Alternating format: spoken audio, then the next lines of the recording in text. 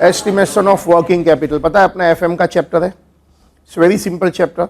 I just quickly revise. हम क्या जानते हैं, सपोज मैं नया बिजनेस स्टार्ट करता हूं रेडीमेड गारमेंट का, जस्ट हेल्प करो, तो मुझे क्या लगेगा, नया बिजनेस कर रहा हूं रेडीमेड गारमेंट का, मैं मैन्युफैक्चरर हूं। रॉ मटेरियल सीधा, हाँ, पहला तो फैक्ट्री लैंड बिल्डिंग लगेगा, और क्या लगेगा, मशीनरी लगेगा, एयर कंडीशनर, कंप्यूटर, फर्नीचर जो भी है वो लगेगा। ठीक है, एक मिनट, सपोज मुझे लैंड बिल्डिंग मशीनरी लगता है, बराबर ना, जैसे तुमने सही बोला है। मुझे फैक्ट्री लैंड बिल्डिंग लगेगा, प्लांट एंड मशीनरी लगेगा, कंप्यूटर, फर्नीचर, एयर कंडीशनर लगेगा। मैं नया बिजनेस रेडीमेड गारमेंट का कर रहा हूं। अच्छा, ये जो भी मैंने लिखा है, factory land building machinery furniture, ये सब के बदले में तुम मुझे एक वर्ड दे सकते हैं, वन सिंगल वर्ड कॉमन। देखो, लैंड बिल्डिंग मशीन फर्नीचर को हम क्या बोलते हैं, हाँ, फिक्स्ड असेट, बिल्कुल सही। और इसी का दूसरा नाम अपन कैपिटल असेट बोलते हैं। सो सपोज मैंने रेडीमेड गारमेंट का नया बिजनेस स्टार्ट किया है, मेरा इन्वेस्टमेंट है फिक्स्ड असेट्स का से 15 लाख। अब बोलो, तुम लोग कुछ बोला था, क्या लगेगा, कुछ बोला ना अभी, मटेरियल लगेगा, मैं उसका मैन्युफैक्चरिंग करेगा, फिर कस्टमर को बेचेगा, वो पैसा तो ऑन द स्पॉट नहीं देने वाला है, तो क्या होने वाला है, डेटर्स रिसीवेबल होने वाला है, कैश होगा। सो तुमको पता है बिजनेस में हमेशा रॉ मटेरियल रहता है, वर्क इन प्रोग्रेस रहता है, फिनिश स्टॉक रहने वाला है, कस्टमर उधारी में लेने वाला है, कैश होगा। क्या मैं ये सबके बदले में सिंगल वर्ड लिख सकता हूं, क्या, करंट असेट्स, बिल्कुल सही। सो सपोज अपने बिजनेस में करंट असेट्स लगने वाला है से 14 लाख, अमाउंट ऐसे लिखता हूं, से 14 लाख। और तुमको तो पता है दुनिया इधर से इधर हो जाए, क्या, अपनी तो बैलेंस शीट हमेशा टैली होती है, दुनिया इधर से इधर हो जाए। जैसे मैं मेरे कस्टमर को उधारी देने वाला हूं, मुझे भी तो मिलेगा ना, क्या मिलेगा, क्रेडिट फैसिलिटी मिलेगा। सो सपोज मेरा क्रेडिटर्स होगा, बिल्स पेएबल होगा, आउटस्टैंडिंग एक्सपेंस होगा। क्या मैं सबके बदले में एक सिंगल वर्ड लिख सकता हूं, क्या, करंट लायबिलिटी। तुम लोग होशियार है यार, आराम से हम आईपीसीसी पास हो जाएंगे। करंट लायबिलिटी समझो, ऐसे ही मैं अमाउंट लिख रहा हूं 4 लाख, यह है हमारा 29 लाख, यह है 29 लाख। अब पैसे कहां से आएंगे, सपोज हम लोग लाइक ए मैथ्स 11 12 5वीं 6ठी 5th and 6th standard, if I change the side क्या होता है, हम ऑपोजिट साइड लेके जाते हैं तो माइनस करते हैं। चलो मैं करंट लायबिलिटी को ऑपोजिट साइड लेके जाता हूं तो -4 लाख हो जाएगा। अच्छा, तुम एक वन वर्ड दे सकते हैं, current asset minus current liability का वन वर्ड, वर्किंग कैपिटल। सो तुमको पता है current asset minus current liability 14 lakh minus 4 lakh, one word, सही बताया है, वर्किंग कैपिटल से 10 लाख। सो ये अपना टोटल हो गया 25 लाख। पता है ये असेट्स माने यूज ऑफ मनी, लायबिलिटी माने सोर्सेस ऑफ मनी, असेट माने यूज ऑफ मनी, लायबिलिटी माने सोर्सेस ऑफ मनी। अब बताओ 25 लाख हम लाएंगे कहां से, बिजनेस में पैसे कहां से लाएंगे, थोड़ा सा पैसा अपना होगा से कैपिटल, उसको हम क्या बोल सकते हैं, owner's fund. Suppose owner's fund है हमारा 16 लाख, तो 9 लाख क्या हो जाएगा, लोन फंड और बोरोड फंड 25 लाख। ये तो तुमको पता है। बाय द वे, जो लोग भी ये लेक्चर यूट्यूब से देखेंगे ना, देख रहे हैं अभी, और कोई भी लेक्चर, तो पता है उनको क्या करना चाहिए, यूट्यूब से लेक्चर देखना नहीं चाहिए, लिखना चाहिए। लिखना चाहिए का मतलब क्या, जैसे हम लोग क्लासरूम में पढ़ते हैं, पेन पेपर नोटबुक लेके पढ़ते हैं ना, उसी तरह से हम लोग जब भी यूट्यूब से कोई भी लेक्चर का फायदा लेना चाहता है, लिखना चाहिए। इट इज लाइक, लिखना is completely attending the lecture and you are involve in the lecture. कोई भी टॉपिक वीडियो से देखते हैं तो देखने का नहीं, लिखने का। बाय द वे, तुमको पता है ना अपना लेक्चर कौन सा चल रहा है, आईपीसीसी ग्रुप 1 फाइनेंशियल मैनेजमेंट, और तुमको यह भी पता है मैं कौन हूं, मैं कौन हूं? ऑलराइट, मैं हूं जो तुम मुझे ऑलरेडी जानते हैं, क्या नाम है? विजय सत्रा, राइट। और तुमको तो पता है, क्या पता है? जो डिग्री तुम्हारे पास है, आने वाली है, सब मेरे पास है। बीकॉम की डिग्री है, एलएलबी है, ऑफ कोर्स मैं चार्टर्ड अकाउंटेंट हूं, मेरे पास कॉस्ट अकाउंटिंग क्वालिफिकेशन है। फिर तुमको ये भी पता है अपनी इंस्टीट्यूट सीए होने के बाद चार्टर्ड अकाउंटेंट के लिए बहुत सारे कोर्सेज करती है। One such course they recently introduced is 1 year course master in business finance. तुमको पता है वो भी मैंने कंप्लीट किया हमारी इंस्टीट्यूट से, आईसीआई से। फिर तुमको ये भी पता है मेरे पास क्या है, डॉक्टरेट की डिग्री है। एंड यू नो 30+ ईयर से मैं पढ़ा रहा हूं। मैं इतना बोल सकता हूं तुम सलामत हाथों में है। ऑलराइट, सो हम आगे बात करते हैं। अब थोड़ा कॉमन सेंस चला के मुझे आंसर देना। हमने ये जो वर्किंग कैपिटल एस्टिमेट किया है धंधा शुरू करने के लिए कि मुझे land, building, machinery, readymade garment में 15 लाख लगेगा, एंड अभी अभी तुमने बताया स्टॉक, डेटर्स वगैरह, net of current liability 10 lakh लगेगा। ये हम वर्किंग कैपिटल जो एस्टिमेट करने वाले हैं बिजनेस शुरू होने के पहले करते हैं कि एक बार धंधा शुरू कर डालते हैं बाद में करते हैं? पहले करते हैं। क्यों करते हैं? उसका आंसर बोर्ड पर ही है, सोच के बोलना। हम वर्किंग कैपिटल एस्टिमेट क्यों करते हैं? क्यों? सोच के बोलो, बहुत सिंपल क्वेश्चन है, आंसर बोर्ड पर ही है। हम लोग वर्किंग कैपिटल एस्टिमेट क्यों करते हैं? क्यों? वाई? नहीं, सामने ही पड़ा है। जो भी आंसर इधर देख के ही बोलना है। वो जो तुम बोल रहे हो उसी को तुम जरा दूसरी तरह से बोलो। हाँ, अबे सोर्सेस ऑफ फंड को कैसी तरह से यूज नहीं करना है, उल्टा। हमको धंधे में 10 लाख की वर्किंग कैपिटल चाहिए, वो पैसे हम लोग कहां से लाएंगे? कहां से लाएंगे? आंसर सामने ही है। अरे सामने ही आंसर है। यहां तो ओनर्स फंड होगा, यहां तो लोन फंड होगा। सो याद रखना, listen me very carefully, when we start a new business we estimate working capital because we have to arrange money. The amount can be arranged either for owners fund or loan fund. ठीक है? अब मुझे working capital estimate करना है, मतलब कि मुझे क्या करना है? क्या करना है? करंट एसेट कितना है, करंट लायबिलिटी कितना है, वो मुझे पता करना है। When I say मुझे वर्किंग कैपिटल एस्टिमेट करना है, इट मींस वर्किंग कैपिटल नहीं एस्टिमेट करना है। मुझे क्या एस्टिमेट करना है? करंट एसेट्स क्या होता है, करंट लायबिलिटी क्या होता है। तो before we start, just let us quickly revise कि करंट एसेट्स क्या होता है, करंट लायबिलिटी क्या होता है, करंट एसेट्स क्या होता है, करंट लायबिलिटी क्या होता है। वो तो हम लोग अपने बचपन से पढ़ते आ रहे हैं, पढ़ाई के बचपन से। करंट एसेट्स क्या होता है तो सुनिए, सपोज हम मैन्युफैक्चरर है, सपोज हम मैन्युफैक्चरर है, तो पता है रेडीमेड गारमेंट का धंधा स्टार्ट कर रहे हैं। मटेरियल लगेगा, कपड़ा लगेगा, लेबर एक्सपेंसेस सब हम ऐड करने वाला है। आधा काम हो गया, आधा काम को हम क्या बोलते हैं? Work in progress. फिर पूरा काम हो जाएगा तो क्या करेंगे? फिनिश स्टॉक हो जाएगा। फिर जब ये गुड्स रेडी हो गया हम क्या करेंगे?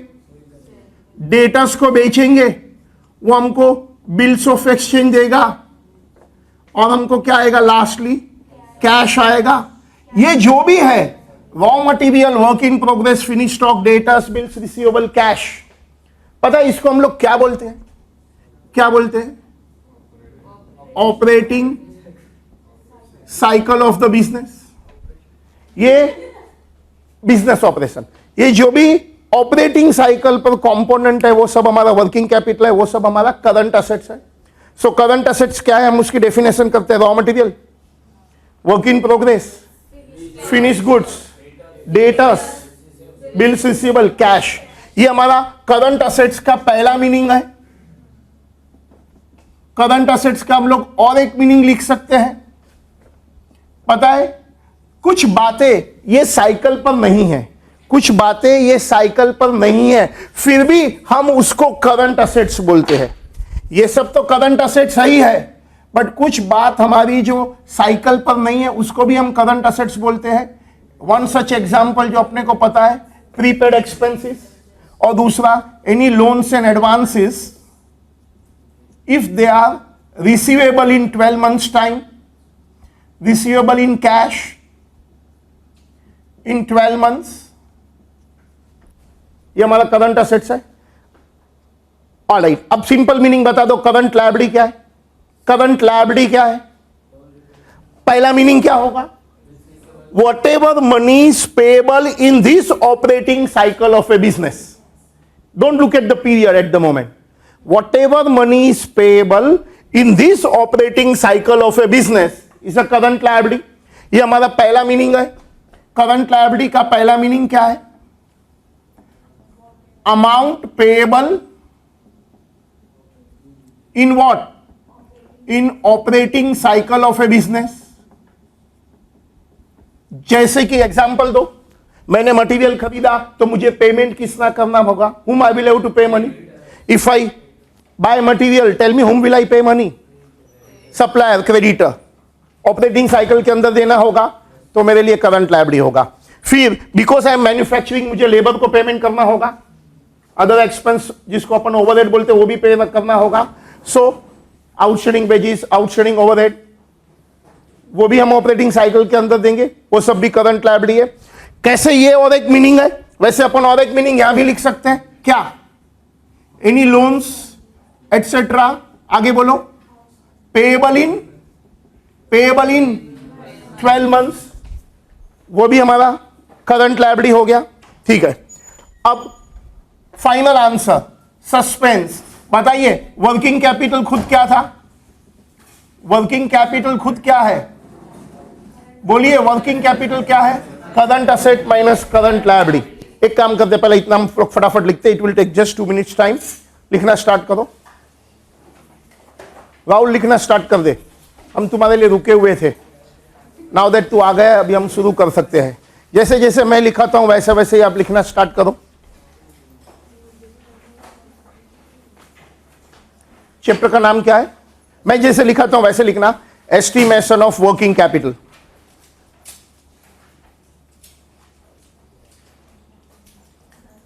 एस्टिमेशन ऑफ वर्किंग कैपिटल, ठीक है। इनफैक्ट तुमको पता है chapter just not only IPCC में है, हम लोग ने टीवा बीकॉम में पढ़ा है, मैनेजमेंट अकाउंटिंग में है, एमबीए के सब कोर्स में है। फॉरगेट ऑल दिस थिंग, ये तो एकेडमिक हुआ, रियल लाइफ में, बिजनेस में one of the most important है। ऑलराइट, सो लिखना स्टार्ट करो। पहला करंट असेट्स, तुम लोग भी बैठ सकते हैं, बैठना है तो। Current assets, okay. पहला मीनिंग लिखो फर्स्ट। पहला मीनिंग में 1 नंबर देके तुमको सीधा ये साइकिल कॉपी कर देना है, इसी तरह से कॉपी करना है। रॉ मटेरियल सेम वे से कॉपी करना, वर्क इन प्रोग्रेस,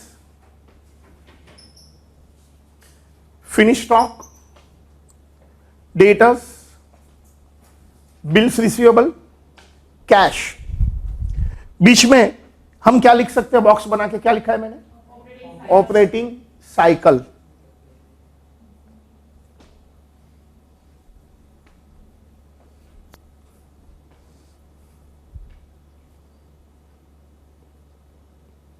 ठीक है, बीच में ऑपरेटिंग साइकिल पक्का लिखना। ऑलराइट, अभी और एक सेकंड मीनिंग लिखो। क्या है सेकंड मीनिंग? इसी तरह से लिखो second meaning, prepaid expense, comma या तो oblique, loans and advances receivable in cash in 12 months time, वो भी करंट असेट्स है। Prepaid expense oblique loans and advances receivable in cash in 12 months time भी करंट असेट्स है। शायद हमारे exam के लिए लोन्स एंड एडवांसेस वगैरह इंपॉर्टेंट नहीं है चैप्टर के लिए, strictly from exam view point. Same way हम अब क्या लिखने वाले? अब हम क्या लिख रहे हैं? नहीं, अब करंट असेट्स के बाद करंट लायबिलिटी। पहला मीनिंग क्या लिखेंगे? पहला मीनिंग मैं लिखाता हूं वैसे लिखना, amount payable to suppliers, that is creditors, amount payable to supplier, that is creditors, oblique workers, oblique overhead in operating cycle of A business, in operating cycle of A business. और दूसरा क्या है, और एक मीनिंग क्या बोला, और एक मीनिंग क्या बताया अपन ने, सेकंड मीनिंग लिखे, loans etcetera payable in 12 months time from the balance sheet date, whatever date we want, loans etc payable in 12 months time from the balance sheet date।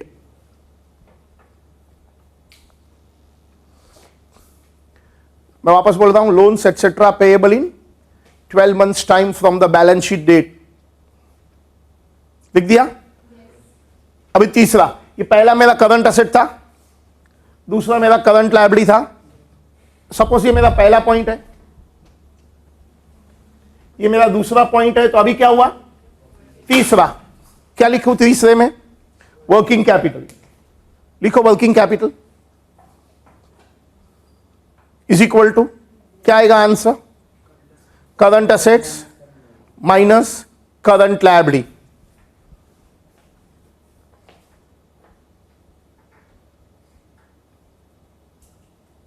ठीक है। अब चौथा point, in this chapter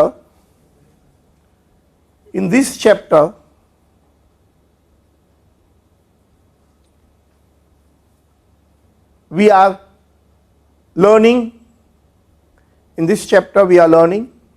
how to estimate working capital. In this chapter we are learning how to estimate working capital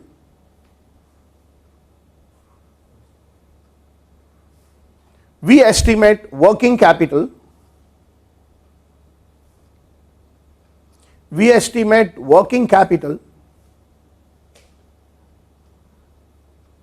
before we start new business,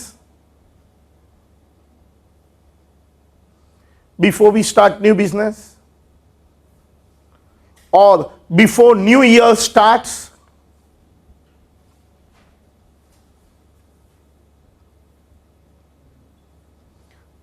the purpose is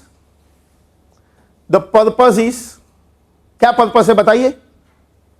हम लोग working capital क्यों estimate कर रहे हैं, अभी तो सीखा, तुमने वो डायग्राम नहीं देखा था। वर्किंग कैपिटल क्यों एस्टिमेट करते हो, क्योंकि उतना पैसे का अरेंजमेंट करना है। किधर से, कहां से, अरे हम लोग पैसे की अरेंजमेंट कहां से करने वाला है, बेसिक वर्किंग कैपिटल की। आइदर ओनर्स फंड, अपने खुद के पैसे हैं तो लोन फंड। सो अभी तुमने लिखा the purpose is to make arrangement of money, the purpose is to make arrangement of money from owners fund or the loan fund, from owners fund or loan fund, or working capital finance from the banks etc, or working capital finance from bank etc.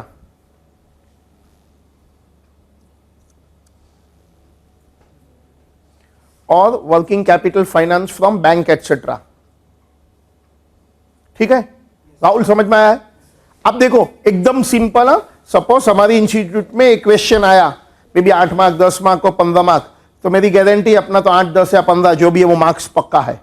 अब थोड़ा common sense चला के answer देना, answer सब board पर ही है। मुझे working capital estimate करना है, मतलब करना क्या है, मुझे वर्किंग कैपिटल एस्टिमेट करना है, मतलब मुझे करंट एसेट्स एस्टिमेट करना है, करंट लायबिलिटी एस्टिमेट करना है। बिल्कुल सही। नाउ व्हेन आई से मुझे करंट एसेट एस्टिमेट करना है, मतलब कि मुझे क्या पता करना है, हमारा बिजनेसमैन का कितना पैसा मटेरियल में इन्वेस्टमेंट और ब्लॉक हो गया है, how much money we have invested and blocked in material, work in progress, finish stock, debtors, BR, cash etcetera. अब तुम बताओ, अब हम सम स्टार्ट करेंगे। क्या करेगा, मैं क्वेश्चन पढ़ेगा और सीधा शुरू हो जाएगा। क्या शुरू हो जाएगा, सम करना, आंसर करना शुरू हो जाएगा। मींस क्या करना शुरू हो जाएंगे, material, work in progress, finish stock, यही ऑर्डर में हम जाएंगे। ठीक है, विद दैट बैकग्राउंड हम लोग स्टार्ट करते हैं। तुम्हारे पास अपनी इंस्टीट्यूट का फाइनेंशियल मैनेजमेंट का एफएम का प्रैक्टिस मैन्युअल है तो वो निकालो। उसका है क्वेश्चन नंबर 6, अपनी इंस्टीट्यूट का क्वेश्चन 6 प्रैक्टिस मैन्युअल। मेरे पास जो एडिशन है उसका है पेज नंबर 7.12 फाइनेंशियल मैनेजमेंट का। सपोज कोई लोग के पास प्रैक्टिस मैन्युअल नहीं है, नॉट टू वरी, हमने जो इंस्टीट्यूट ने बुक सप्लाई किया है अपना वो बुक निकालो। उसका कौन सा क्वेश्चन नंबर 2 निकालिए। सो शुड आई स्टार्ट, शुरू करें?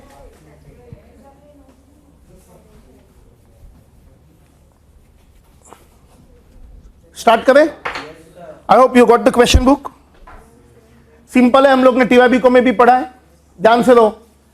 अपनी बुक का कौन सा क्वेश्चन है निकालो सबके पास। I hope everybody has got the question book. Suppose नहीं है तो तुम आगे आ जाओ, सिट विथ समबडी, नहीं हमारा टाइम वेस्ट हो जाएगा अदरवाइज। जल्दी आ जाओ, बाकी के लोग स्टार्ट करो। Following information has been extracted from the records of a company. Did you get the question? Yes, sir. So देखो क्या इंफॉर्मेशन दिया है। Product cost sheet, raw material 45 rupees per unit. I hope everybody has got the question. Last girls तुम्हारे पास question है? Okay, raw material cost 45 rupees per unit, direct labour 20 रुपया, overhead 40 rupees per unit. बताइए 105 rupees क्या है? Cost per unit, जिसको अपन manufacturing cost बोलते हैं। हमारा प्रॉफिट 15 रुपीज है, सेल प्राइस 120। अब मैं क्वेश्चन रीड कर रहा हूं, रीड करते करते तुमको समझा तो भी अच्छा है, नहीं समझा then also not to worry, let's complete out.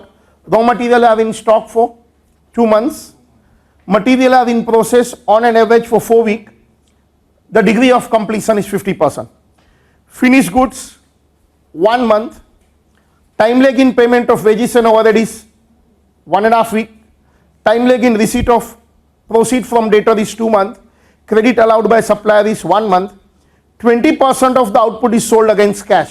इसका मतलब क्या हुआ? 20% of output is sold against cash मतलब जो भी मैं बिजनेस कर रहा हूं उसमें पूरा का पूरा आउटपुट उधारी में क्रेडिट पर नहीं बेचेंगे। Customer will give me 20% on the spot money, मतलब कि 20% ऑफ द कस्टमर तुम मेरे को ऑन द स्पॉट देने वाले हैं। इट मींस हम जो क्रेडिट फैसिलिटी दे रहे हैं क्या एंटायर टोटल सेल पर दे रहे हैं? नहीं। कितने परसेंट ऑफ सेल पर दे रहे हैं? बैलेंस 80%। पता है इसका इस्तेमाल यूज कहां करने वाले हैं? डेटर के कैलकुलेशन में। देखेंगे, बहुत सिंपल बात है। आगे, company expects cash balance of 1 lakh, take 52 weeks per annum. Company is poised for manufacture of 1,44,000 units in the year. You are required to prepare a statement showing the working capital requirements of the company. तुमको तो पता है ये standard सम है। Before I start the सम, मेरे को थोड़ा basic information इकट्ठा करने दो। Let me collect the basic information. बताओ जरा अपना कॉस्ट स्ट्रक्चर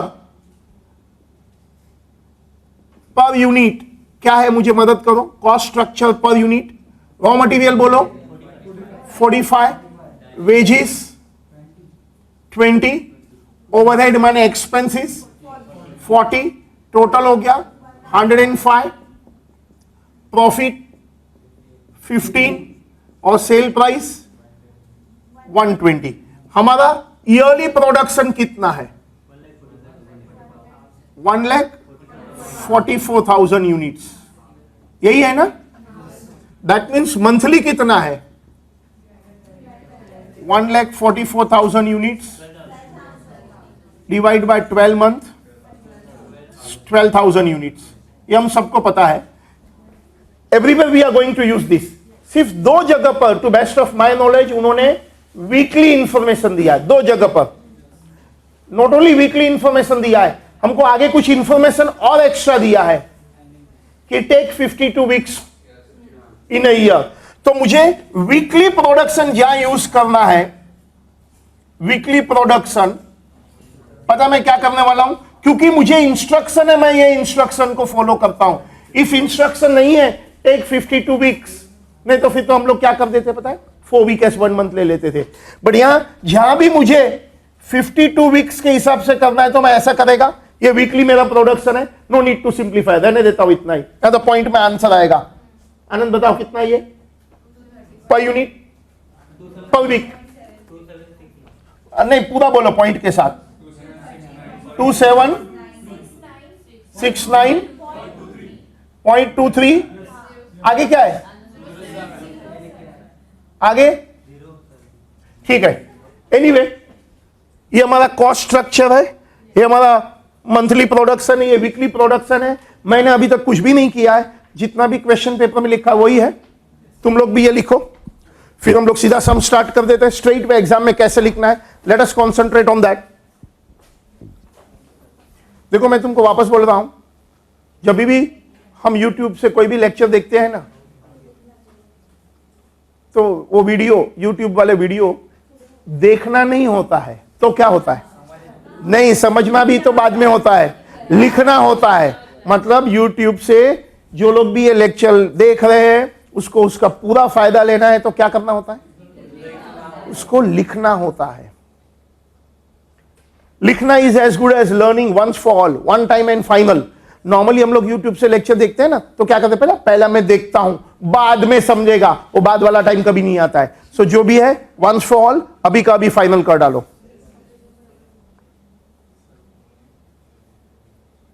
बाई चांस तुम्हारे में से कोई लोग आज आए नहीं है, ये YouTube पर हम लोग अपलोड कर देंगे, तो अब दोस्त लोग को बोलना है देख लो।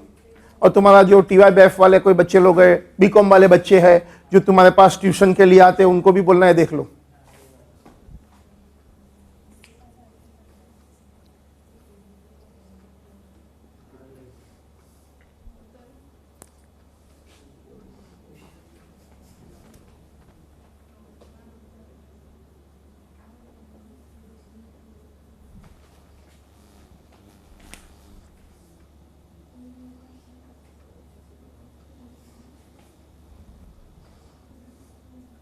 ये लिख दिया तो मुझे बोलना, once you complete writing just let me no.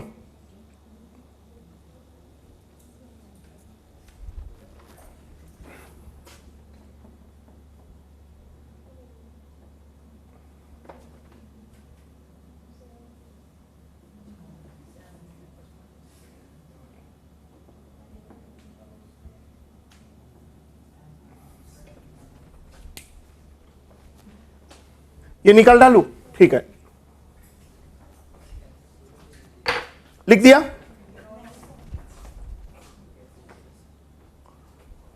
Once fall हो जाएगा हमारा, 15 में से 15 मार्क पक्का है, एकदम इजी चैप्टर। तुमको पता है TYBCom में अपने कोई चैप्टर अच्छी तरह से आता था, खाली TYBCom और अभी हमारा जो छोटा मोटा टेक्निकल रिक्वायरमेंट वो पूरा करना है, छोटे मोटे जो डाउट है स्पेशली डेप्रिसिएशन के बारे में, वैल्यूएशन के बारे में, वो देख लेना है।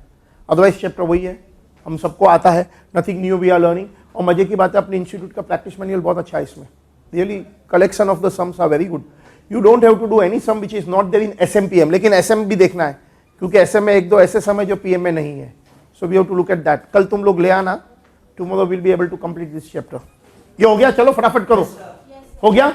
तो अभी हम लोग स्टार्ट करें, सीधा सीधा हमारा आंसर स्टार्ट करें। एग्जाम में आंसर कैसे लिखना है, नेम ऑफ द कंपनी जो भी है, फिर estimation of working capital, suppose period दिया होता है तो वो भी लिख सकते हैं। हम पता है 2 कॉलम बनाते हैं, कौन सी 2 कॉलम बनाते हैं, एक इनर कॉलम एक आउटर कॉलम, और ये हमारी पर्टिकुलर्स है। पता है हम लोग क्या करंट असेट से स्टार्ट करेंगे, ये तुमको पता है। याद रखना हम लोग कौन से ऑर्डर में स्टार्ट करेंगे, वही ऑर्डर कौन सा वाला, raw material, work in progress, finish stock, debtors, bills receivable, cash. बाद में कोई छोटा मोटा आइटम ये साइकिल पर नहीं है, प्रीपेड वगैरह, वो भी ले लेंगे। अब हम लोग स्टार्ट यहां से करते हैं। टेल मी इसका मतलब क्या, अभी जो मैं लिख रहा हूं उसका मतलब क्या है। सपोज मैं बिजनेस स्टार्ट करता हूं, से मैंने बोला रेडीमेड गारमेंट, तो कुछ मटेरियल तो हमारी बिजनेस में फैक्ट्री में हमेशा रहेगा। ऐसा तो नहीं है ना कोई कस्टमर का ऑर्डर आएगा, बाद में कपड़ा खरीदने मार्केट में जाएंगे, तो क्या होता है, अरे परमानेंटली कुछ ना कुछ स्टॉक तो हम रखते हैं। बोलना मेरे लिए आसान था कि हम कुछ ना कुछ स्टॉक रखते हैं। अरे कुछ ना कुछ stock, to keep some stock in our business means what, पता है उतना पैसा ब्लॉक हो जाता है, उतना पैसा इन्वेस्ट हो जाता है। तो अभी क्वेश्चन पढ़ के बोलो हमको क्या दिया है क्वेश्चन में मटेरियल के बारे में। क्वेश्चन में मटेरियल के बारे में क्या दिया है, raw materials are in stock on an average for 2 months। मिला, raw material are in stock on an average for 2 months। उसका सिंपल मीनिंग में मतलब क्या, तुम फैक्ट्री में कभी भी जाओ, 2 महीने का प्रोडक्शन जितना होता है, that much material we always keep in our factory as a store. Whatever material we require in a 2 months production requirement is always kept in our factory store। जब मैंने बोला 2 महीने का मटेरियल हम लोग हमेशा अपने पास रखेंगे, तो इस एग्जाम्पल में 2 महीने का मटेरियल रखना माने कितना नंबर ऑफ यूनिट्स रखना। 1 month में हमारी प्रोडक्शन रिक्वायरमेंट 12,000 यूनिट्स है, सो 2 month में मेरी प्रोडक्शन रिक्वायरमेंट कितनी होगी, 24,000। सही जवाब। सो 2 month में मेरी प्रोडक्शन रिक्वायरमेंट 24,000 यूनिट्स होगी। नाउ 24,000 यूनिट्स का प्रोडक्शन रिक्वायरमेंट हम लोग को फैक्ट्री में रखना माने कितना पैसे का इन्वेस्टमेंट ब्लॉक हो जाने वाला है। पर यूनिट मेरी कॉस्ट क्या है मटेरियल की, 45 रुपीज, हम सबको पता है। सो 24,000 units multiply by 45 rupees per unit, which comes to 10,80,000। मेरा तो 10,80,000 का इन्वेस्टमेंट हो जाना है, पक्का समझू। सपोज हमारा टीवाई बीकॉम होता था ना, तो ये 2 मार्क हो गया, ऐसे ही तो मार्क होता है। सपोज हम लोग आईपीसीसी है, मे बी हाफ मार्क या 1 मार्क होगा, but method remain same. Come on फटाफट लिखो। सो रॉ मटेरियल हो गया, so we got the ready. फटाफट लिखना स्टार्ट करो, फटाफट लिखना स्टार्ट करो। So raw material 24,000 units multiply by 45 rupees. So हमारा investment in material, requirement of money for material is 10,80,000। चलो लिख दिया, ऑलराइट। अब बताओ मैं क्या करूं, वर्क इन प्रोग्रेस। अब ध्यान से सुनना, लिसन मी केयरफुली। आनंद ब्लू पेन है क्या तुम्हारे पास, ब्लू पेन भी है तो दो। Work in progress, I got it. सुनिए, अभी रॉ मटेरियल के बाद तुमको पता है ना हम लोग वर्क इन प्रोग्रेस करने वाले। अच्छा, वर्क इन प्रोग्रेस के बाद क्या करने वाला है, फिनिश स्टॉक। एक काम करते हैं, वर्क इन प्रोग्रेस 2 मिनट के बाद करता हूं, यू जस्ट लीव आउट से मैं 4-5 लाइन छोड़ देता हूं। Late me do finish stock first, क्योंकि एक बार मैं तुमको फिनिश स्टॉक समझा देगा, फिर तुम्हारे लिए वर्क इन प्रोग्रेस समझना बहुत आसान हो जाएगा। क्योंकि एक बार मैं फिनिश स्टॉक समझा देगा, फिर भी you will be able to understand clearly raw material, work in progress, finish stock का फर्क क्या होता है। So let me do finish stock first, just leave 5 line. बताओ फिनिश स्टॉक के बारे में क्या लिखा है, फिनिश स्टॉक के लिए क्या लिखा है। Adjustment number 3, finish goods stock on an average for 1 month। Did you get that? अच्छा ये बताओ फिनिश स्टॉक फॉर 1 month मतलब क्या। आंसर बहुत सिंपल है, जैसे ही मेरा प्रोडक्शन रेडी हो गया, कस्टमर रेडी नहीं है, 1 month के लिए फिनिश स्टॉक अपने गोडाउन में रहेगा।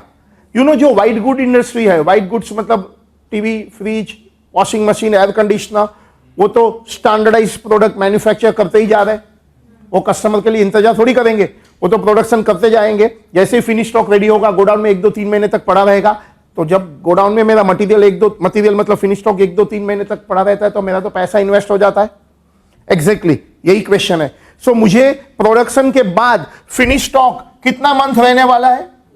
1 मंथ। 1 मंथ मेरा फिनिश स्टॉक गोडाउन में हमेशा पड़ा रहता है। इट मींस मेरा कितना यूनिट का स्टॉक, सुनिए, इधर पड़ा रहेगा। आई hope everybody has got that line. अपना कितना यूनिट्स ऑलवेज पड़ा रहेगा? 12,000 यूनिट पड़ा रहेगा। अब बताओ, ये कॉस्ट स्ट्रक्चर देख के बोलो, मेरा कितना पैसे का इन्वेस्टमेंट हो गया? कितना पैसे का इन्वेस्टमेंट हो गया पर यूनिट? 105, क्योंकि मटेरियल का पैसा लग गया, लेबर एंड एक्सपेंस ओवरहेड हो गया, तो 105 रुपीज का इन्वेस्टमेंट हो गया। बताइए कितना हो गया? 12,60,000 रुपीज। 12,60,000 यूनिट। ओके, टीवाईबी को में अनदर 2 मार्क, रॉ मटेरियल का 2 मार्क, फिनिश स्टॉक का 2 मार्क एंड सो ऑन। कमन फटाफट लिखो अभी। अब हम वर्क इन प्रोग्रेस पर जाएंगे। अब हम लोग वर्क इन प्रोग्रेस पर जाने वाले हैं।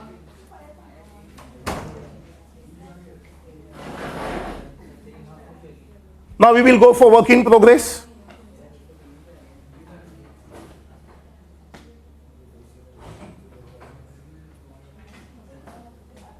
हो गया तो मुझे बोलो, हो गया?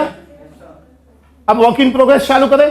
तुम भी यहां ध्यान देखो, हम लोग टीवाईबी कॉम वाला एस्टिमेशन ऑफ वर्किंग कैपिटल कर रहे हैं and you know it's a simple chapter.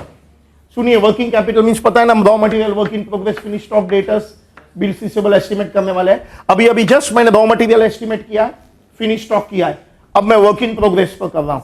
But before that तुम थोड़ा लिखना बंद करना, क्योंकि once you understand work in progress क्या है तो तुम्हारे लिए कैलकुलेशन बहुत आसान होगा।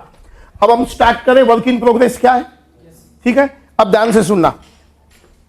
Before I start, work in progress क्या है पहला सुनना, सिंपल बात सुनना। Let us understand clearly the difference between raw material, work in progress and finish stock. मैं अभी जनरल एग्जांपल लेता हूं, ये एग्जांपल टेम्पररीली भूल जाओ, फॉरगेट दिस आवर रिक्वायरमेंट। मैं जनरल एग्जांपल ले रहा हूं।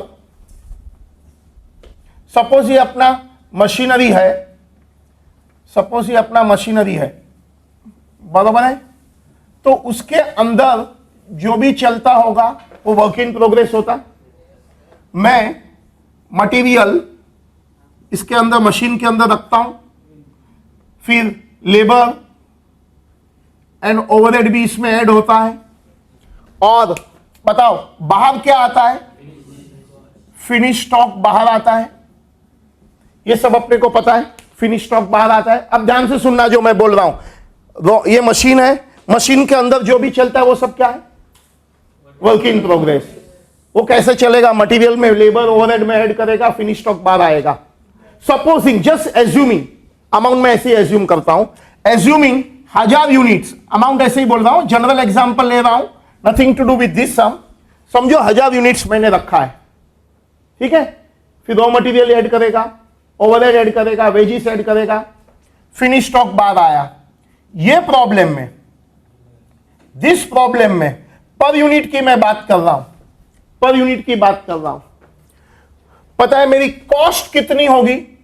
45 फॉर मटेरियल होगा, 20 फॉर लेबर होगा। सो मुझे फिनिश स्टॉक का वैल्यूएशन क्या प्राइस पर करेगा? 105। सिंपल बात है। अब सोचना, 1000 यूनिट तो मैं ऐसे ही लिख रहा हूं, चलो इसको भी हटा दो। रॉ मटेरियल की कीमत बताओ, रॉ मटेरियल। तो आंसर, रॉ मटेरियल 45 रुपीस है। सोच के बोलो, लेबर कितना है? 0। Raw material, overhead 0। सो मेरी रॉ मटेरियल की कीमत कितनी है? मेरी रॉ मटेरियल की कीमत 45 है, फिनिश स्टॉक की कीमत 105 है। अब मुझे वर्क इन प्रोग्रेस का वैल्यूएशन करना है। General example, nothing to do with this problem. यहां तो कुछ हमको इंस्ट्रक्शन हम फॉलो करेंगे। जनरल एग्जांपल बोलो। पहला तो मैं मटेरियल मशीन में रखेगा तो ये प्रोसेस स्टार्ट होगी 45। ये तो सिंपल है। अब क्वेश्चन है वेजिस एंड ओवरहेड कितना होगा। सुनो अच्छी तरह से। अब मैं कुछ रॉन्ग लिख रहा हूं। क्या बोला मैंने? रॉन्ग लिख रहा हूं, मैं कुछ गलत लिख रहा हूं। क्या गलत है बताना। लेबर 20 रुपया, बोलो क्या गलत है इसमें? अबे ये तो फिनिश स्टॉक है, ये तो फिनिश स्टॉक है। तो ये नहीं चलेगा, नहीं चलेगा, मानते वर्क इन प्रोग्रेस में तो पूरा काम नहीं हुआ है तो ये नहीं चलेगा। चलो अभी भी मैं गलत लिख रहा हूं, बताना क्या गलत है। वेजिस 0 लिख रहा हूं, ओवरहेड 0 लिख रहा हूं, बोलो क्या गलत है।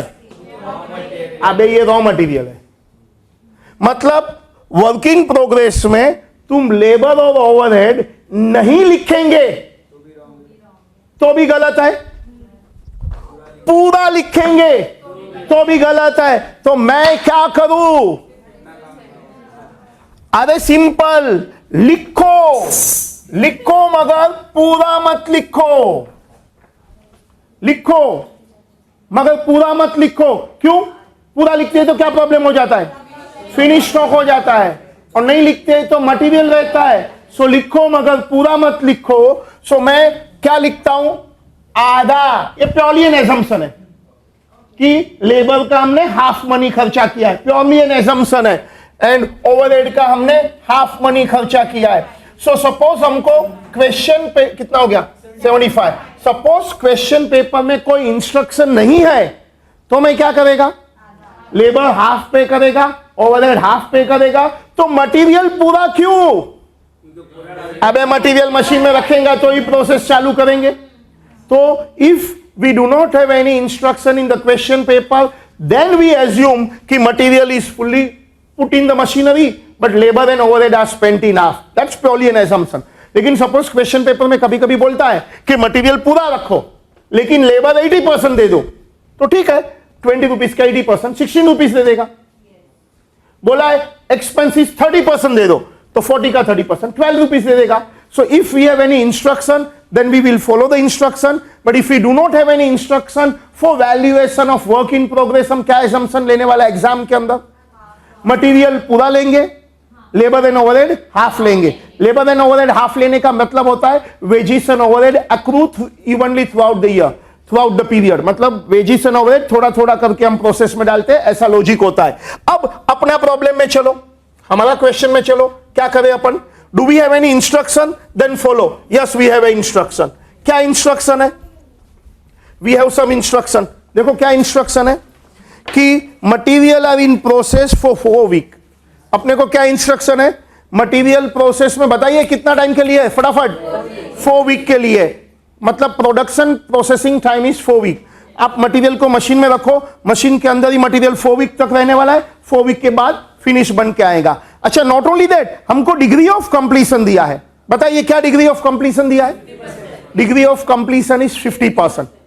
हमको ये नहीं बताया है कि किसके लिए डिग्री ऑफ कंप्लीशन 50% है, तो हम मानते हैं सबके लिए डिग्री ऑफ कंप्लीशन 50% है। एंड उसी प्रकार हमारे प्रैक्टिस मैनुअल में उसका सॉल्यूशन दिया गया है। डिग्री ऑफ कंप्लीशन 50% मतलब 50% ही मटेरियल रखा है। नॉर्मली मैंने बोला पूरा मटेरियल रखेंगे, लेकिन यहां क्या एज्यूम करेंगे? 50% मटेरियल रखा है, लेबर ओवरहेड भी 50%। ठीक है, अभी देखो वर्क इन प्रोग्रेस पर चलते हैं। प्रोसेसिंग टाइम क्या दिया है? 4 वीक। 4 वीक दिया प्रोसेसिंग टाइम। तो बताइए पहला तो 4 वीक कैसे कैलकुलेट करूं? 4 वीक में कितनी यूनिट होगी, क्वांटिटी होगी? खाली यूनिट बताओ। पता है ना वीकली कितना था? तुम्हारी नोटबुक देखो, तुम्हारी नोटबुक चेक करो, तुमने ऑलरेडी लिखा था कि 1,44,000 units per year divide by 52 week. ये वीकली है, मुझे 4 वीक चाहिए। सो 4 वीक में मैं कितना लिखूं? 1,44,000 यूनिट्स डिवाइड बाय 52 वीक। ये मेरी पर वीक आ गया, एक वीक का आ गया, मल्टीप्लाई बाय 4 वीक। 4 वीक हो गया, जितनी भी आएगी वो यूनिट आएगी, वो यूनिट आएगा। आप चाहे तो यूनिट भी लिख सकते हैं। कितना यूनिट आया था? और एक जीरो आगे बताओ। 27 आगे क्या है? ये हमारा यूनिट्स हुआ है, पर वीक है, पर वीक है। ठीक है, ये हमारा पर वीक है। अब इधर चलते हैं। सो इसके बदले में मैंने सीधा राउंड फिगर लिख दिया है। अभी ध्यान से बोलना, मुझे मटेरियल भी लगेगा, वेजेस भी लगेगा, ओवरहेड भी लगेगा। ठीक है, ये तो पर वीक का है। सो 4 वीक का कितना होगा? 4 वीक मल्टीप्लाई बाय 2769.230 यूनिट्स। बताइए कितना हो गया? 11076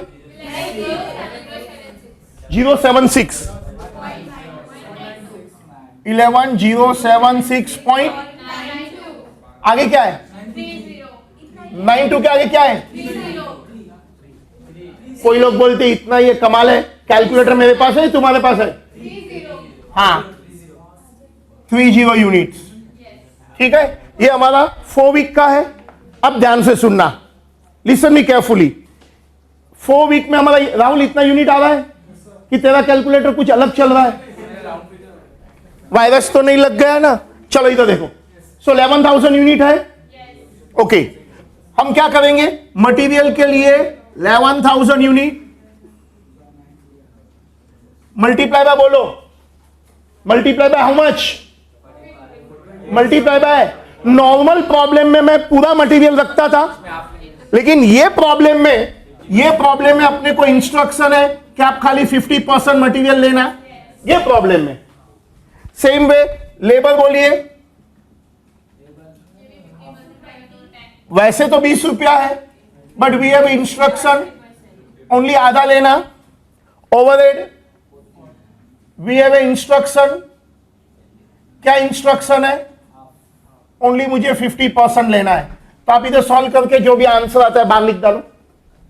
इसको सॉल्व करो और मुझे आंसर दो और बाहर लिख डालो। जो भी आंसर आता है बोलो मुझे बाहर। फाइनल आंसर बोलो, कितना आता है? फाइनल बाहर का आंसर बोल दो। कुछ डाउट है? देखो देखो इधर वापस, ये हमारा पर वीक था। मैं ज्यादा डेसिमल क्यों लेता हूं? So that we get more perfection in the answer, that's no other reason. ज्यादा डेसिमल लेने से परफेक्शन मिलता है, बट वो पर वीक था, मैंने 4 वीक से मल्टीप्लाई कर दिया तो 4 वीक का इतना हो गया। नॉर्मल प्रॉब्लम में कुछ इंस्ट्रक्शन नहीं है तो क्या करते थे? मटेरियल पूरा लेते थे, लेबर ओवरहेड आधा लेते थे। लेकिन हमारे क्वेश्चन में क्या बोला गया है कि आपको मटेरियल, लेबर, ओवरहेड मतलब सब कुछ आधा लेना है। तो मटेरियल, लेबर एंड ओवरहेड ये तो पूरा है, उसका मैंने 50% कर दिया। आपको ऐसा इतना लंबा कैलकुलेशन नहीं करना है तो मैं डायरेक्टली भी तो कर सकता था। डायरेक्टली कैसे? 11,076 मल्टीप्लाई बाय सीधा 105 रुपया, 105 रुपीज। 11,076 मल्टीप्लाई बाय 105, तीनों देन मल्टीप्लाई बाय 50%, तो वही आंसर तो आएगा। ऑब्वियसली वैसा करना होता है, ऑब्वियसली वैसा करना होता है। मैंने जानबूझ के ऐसे क्यों किया? क्योंकि बहुत सारे सम में आपको मटेरियल की डिग्री अलग कंप्लीशन होगी, लेबर एंड ओवरहेड की अलग अलग कंप्लीशन होती है। जस्ट टू अंडरस्टैंड मैंने अलग अलग लिखा है, otherwise in this particular sum I could have just done totally together. But answer बताओ, बाहर का कॉलम का आंसर दे रहे? ओके, लिख डालो 581 538। ठीक है, 581 538 ये हमारा फाइनल आंसर है। बाहर की कॉलम, आपके पास इनर कॉलम है तो भी आप लिख सकते हैं कैलकुलेशन करके। ये तीनों मिलाकर बाहर इतना आ गया। ठीक है, अब चलते आगे। दैट मीन्स तुमको मटेरियल समझ में आ गया है। राहुल तुमको समझ में आया है? जो लोग भी यूट्यूब देखेंगे ना वो एटलीस्ट जान जाएंगे कि क्लास में एक राहुल कोई है। कुछ वर्ड हिंदी फिल्म से लिया जाता है ना, उसमें एक राहुल बहुत पॉपुलर वर्ड है। पता है ना किसका है? किसका है मेरे को नहीं मालूम है, लेकिन एक राहुल कॉमन वर्ड है और एक इंस्पेक्टर विजय भी एक कॉमन वर्ड है। मुझे नहीं मालूम है, मैं उनकी पब्लिसिटी नहीं करना चाहता हूं, मैं तो मेरी पब्लिसिटी करना चाहता हूं। Raw material, work in progress, finish stock. ये अपने को जो टेक्नोलॉजी दिया है ना आज का वीडियो रिकॉर्डिंग की, पता है किसने दिया है? मोनार्क इनोवेटिव टेक्नोलॉजी ने। They are coming out with low cost solution. उन लोग जो सॉल्यूशन बनाना चाहते हैं, it will be a low cost, मतलब कि no photographer, no videographer required. Suppose आप लोग कोचिंग क्लास चलाएंगे, भविष्य में स्टार्ट करेंगे ना, you can contact monarch innovative technology provided. उन लोग बहुत लो कॉस्ट में विदाउट कैमरामैन, ये जो भी शूटिंग हो रहा है विदाउट कैमरामैन हो रहा है। मैंने स्टार्ट किया, मैंने ही बंद किया, and you can have a recording. ये हो गया हमारा raw material, work in progress, finish stock. अब बताओ हम लोग क्या करने वाले? Debtors and so on. थोड़ा स्पीड करो।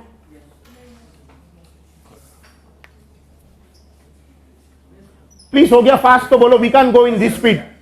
हम लोग ये इतना इजी चैप्टर के लिए इतना टाइम नहीं दे सकते हैं। Is that clear? Raw material, work in progress, finish stock. Anand, ये सब कैलकुलेशन सही है? फटाफट लिखो। Can I clear everything on the board? क्या मैं जो भी बोर्ड पर है मैं क्लियर करूं? तुम सोचो, ये तो हमने टीवाई बीकॉम में चैप्टर पढ़ा है। We have studied this chapter already in TY BCom. So tell me what do I do?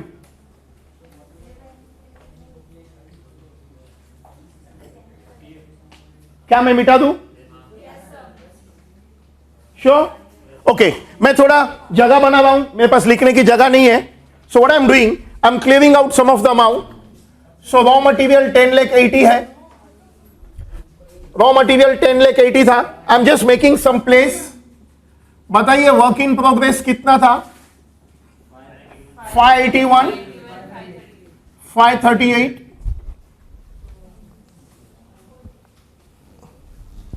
बताओ फिनिश स्टॉक कितना है?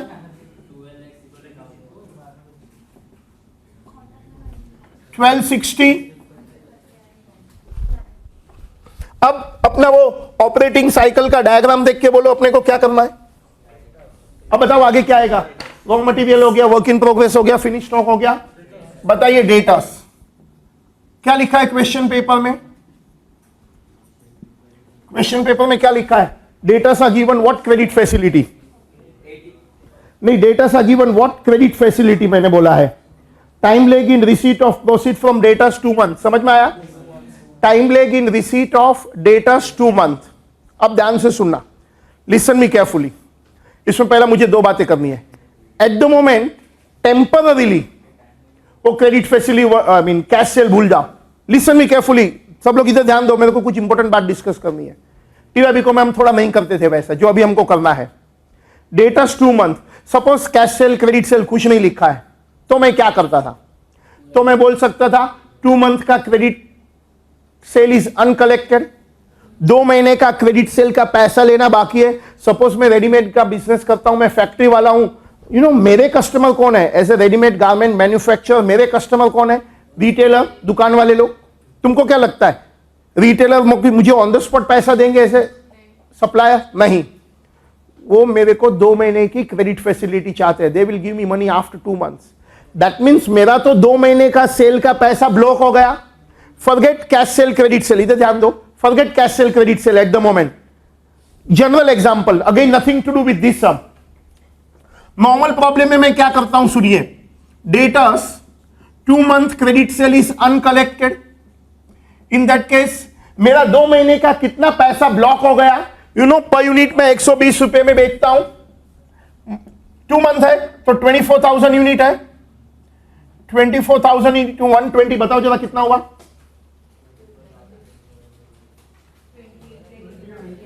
28,80,000। ओके, अभी लिखना मत, सुनिए। मेरा नॉर्मल प्रॉब्लम में आंसर ये लिखता था।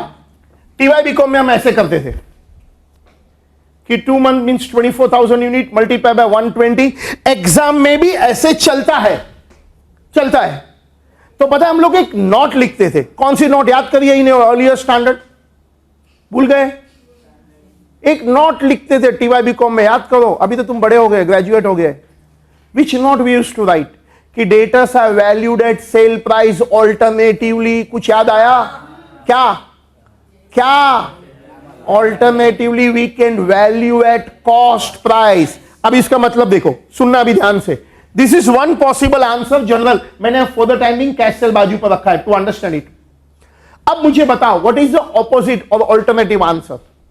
ये आंसर एग्जाम में चलता है, लेकिन हमारे स्टडी मटेरियल प्रैक्टिस मैनुअल में जो अलग आंसर दिया है, और अपने लिए तो स्टडी मटेरियल प्रैक्टिस मैनुअल को फॉलो करना है, तो we will also follow that answer. बताओ पहले हम लोग वर्किंग कैपिटल एस्टिमेट क्यों करते हैं? अरे क्योंकि उतना पैसे का अरेंजमेंट करना है। अब थोड़ा कॉमन सेंस से सोचो। सेल के लिए पर यूनिट, सुनिए अच्छी तरह से, सेल्स के लिए पर यूनिट तुमको क्या लगता है? डेटर्स के लिए मुझे 120 रुपीज का अरेंजमेंट करना है कि something else? I repeat my question, same question differently. मेरा डेटर्स में एक्चुअल इन्वेस्टमेंट कितना हो गया है? हम लोग वर्किंग कैपिटल क्यों एस्टिमेट करते हैं? क्योंकि इतना पैसे का अरेंजमेंट करना होता है, लिसन मी केयरफुली। तो थोड़ा सोच के बोलना, मेरा बिजनेसमैन का डेटस में इन्वेस्टमेंट 120 नहीं है, अपना रियल इन्वेस्टमेंट कितना है? Real investment 105 is the right answer. You understand?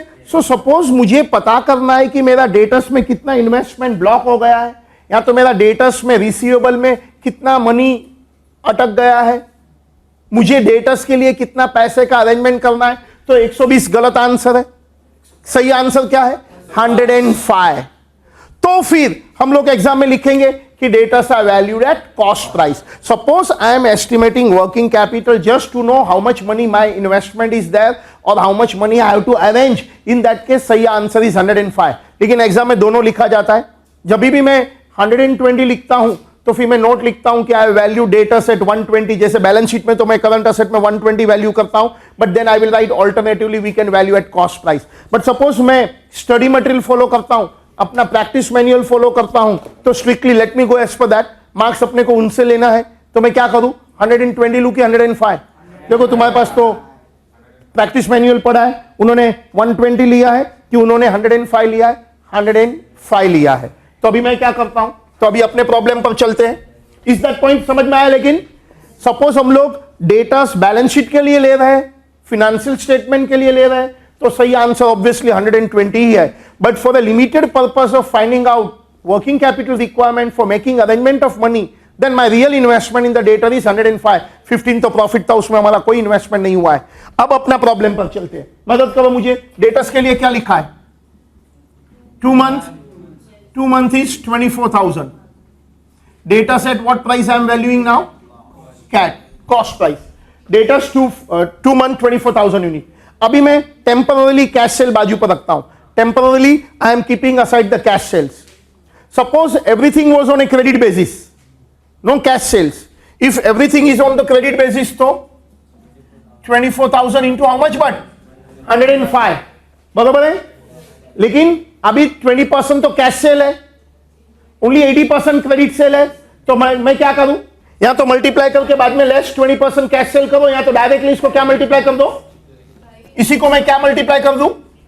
80%। क्यों? This is what is credit sale component, बाकी का तो 20% कैश सेल है। बताइए, मल्टीप्लाई करो, लिखो and give me the answer. क्या आंसर आया? 20,16,000। 20,16,000। चलो फटाफट लिखो, please write fast. Debtors 2 month दिया है ना? I will tell you line number 4-5। Take the practice, नहीं है तो ऐड कर दो वो लाइन। उस क्वेश्चन बुक में भी तुम्हारा दिया होना चाहिए, time lag in receipt of proceed from debtors 2 month। मिला? क्वेश्चन बुक में तुम्हारा प्रिंट नहीं किया तो प्रिंट कर डालो। आई रिपीट, डेटस 2 month इतना लिख डालो ना, चलेगा। आई होप प्रैक्टिस मैनुअल में मिला है। डेटस 2 month ऑफ कोर्स वो देना चाहिए, और दिया भी है। प्लीज लिख दिया तो मुझे बोलो, but do you get it? Meaning समझ में आ गया? राहुल, तुझे एकदम पॉपुलर कर देता हूं मैं। दुनिया भर के सीए करने वाले लोग तुझे जानेंगे। तुम घबराओ मत, लास्ट में तेरा फोटो भी बताएंगे, राहुल है कौन, और तेरा वो फोटो भी लगाएंगे। बताओ, डेटस 2 month हम लोग क्या करेंगे पता है? लेक्चर के बाद सब लोग का इधर से जाने को बोलेंगे ताकि सबका अपना फोटो आ जाए। हाँ, कि हम लोग का, हाँ तू बाल बरोबर बना देना। ऑल राइट, डेटस 2 month लिखा, come on fast, we have to finish it off. Debtors 2 month लिख दिया, पूरा वर्किंग हो गया। चले आगे। Is that clear? I can afford to go in this slow speed. इस चैप्टर के लिए हम लोग इतना स्लो नहीं जा सकते, we simply can not afford. Can clear? अच्छा आगे पढ़िए, क्या है? इधर जाओ। रॉ मटेरियल हो गया, work in progress, finish stock, debtors. क्या हमारे पास बिल्स रिसीवेबल है? नहीं है, तो आगे बोलो कैश। क्वेश्चन पढ़ो, अपने को डायरेक्टली दे दिया है cash in hand. Cash in hand directly दिया है, दैट अमाउंट इज 1 लाख। इसका मीनिंग बहुत सिंपल है, हम लोग बिजनेस में कुछ ना कुछ तो कैश रखते हैं। ऑलराइट, अब टोटल करो। टोटल कर दो 50,37,538, 50,37,538 ये हमारा टोटल करंट असेट आ गया। इनफैक्ट टोटल करंट असेट को कभी कभी हम ग्रॉस वर्किंग कैपिटल बोलते हैं। इसको क्या बोलते हैं? Gross working capital. ये हमारा फाइनल आंसर नहीं है। क्यों? अब इसमें से मुझे क्या करना है? करंट लायबिलिटी माइनस करना है। Can I clear this? ठीक है, तो डेटर्स में मिटा देता हूं। डेटर्स के बाद cash in hand 1 lakh, 50 lakh, 37,538 ये मेरा टोटल करंट असेट्स है, less current liability, less current liability. बताओ ओवर, अच्छा इसमें ये पूरा जो साइकिल पर है वो सब तो आ गया, लेकिन साइकिल के बाहर जो एक दो ट्रांजेक्शन है वो नहीं आया, क्योंकि अपने को क्वेश्चन में नहीं दिया है। Like prepaid expense has not come because it is not given in the question, और anything else is not there, so we have only this money current asset. Now we have to minus current liability, money payable to supplier worker over the operating cycle. So creditors क्या लिखा है question paper में, थोड़ा fast करो। Creditors क्या लिखा है? Credit allowed by supplier is 1 month. Did you get that line? Credit allowed by supplier is 1 month. What does it mean? 1 month का क्रेडिट अलाउड बाय सप्लायर मतलब क्या?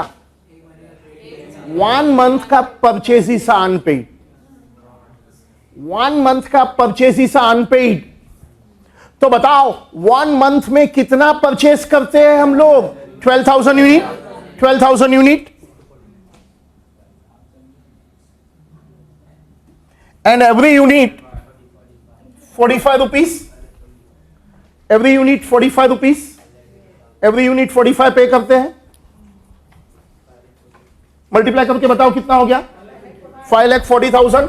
1 month का परचेज इज अनपेड, 1 month का purchase is unpaid.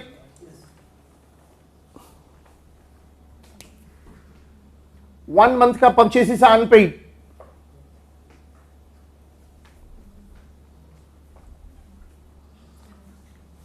One month purchase is unpaid लिख दिया, और आगे बोलो। आउटस्टैंडिंग वेजेस, आउटस्टैंडिंग ओवरहेड वो कंबाइन करके भी लिख सकते हैं, क्योंकि एडजस्टमेंट में कंबाइन दिया है। क्या लिखा है? Time lag in payment of wages and overhead is 1.5 week। मिला? जैसे सप्लायर हमको क्रेडिट फैसिलिटी देते हैं, वैसे वर्कर को भी we don't pay on a daily basis, so they are giving us a credit facility of 1.5 week। Is that clear? तो मैं मिटा दूं इधर जगह बनाने के लिए, ठीक है। So I will write the word outstanding wages and overhead. क्या लिखा है? 1.5 week ना, तो देखो 1.5 week कितना है? पर वीक कितना है? पर वीक ये क्रेडिटर कितना था तुम्हारा? नहीं, creditor was how many month? Okay, और ये 1.5 week है, ठीक है, 1.5 week है। सो पर वीक कितना याद करिए? 2769.230 यूनिट्स पर वीक मल्टीप्लाई बाय 1.5 week, बराबर है ना?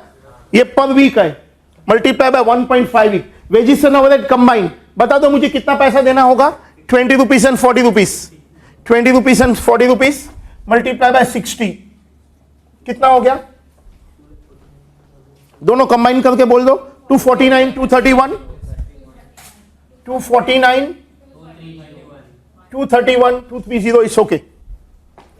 तो फाइनल आंसर करंट लायबिलिटी का बाहर लिख दो। 789, 231, क्या आंसर आया? 42, 48, 42, 48, 307, 42, 48, 307 लिखा।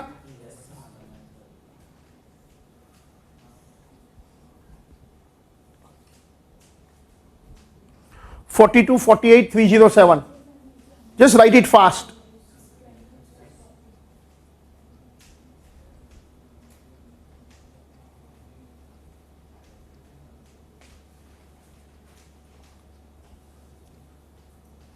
Is this point over? Yes. अब थोड़ा ध्यान से देखना, last point. Eight the moment.